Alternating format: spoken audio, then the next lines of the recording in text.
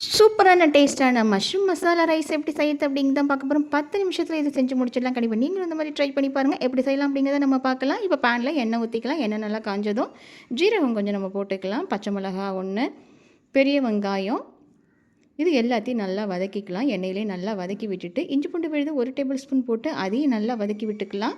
அது நல்லா வதக்கின பிறகு தக்காளி கொஞ்சம் போட்டு அதையும் வதக்கிக்கலாம். அது கூட தேவையான அளவு உப்பு போட்டு அதையும் நல்லா வதக்கி விட்டுக்கோங்க.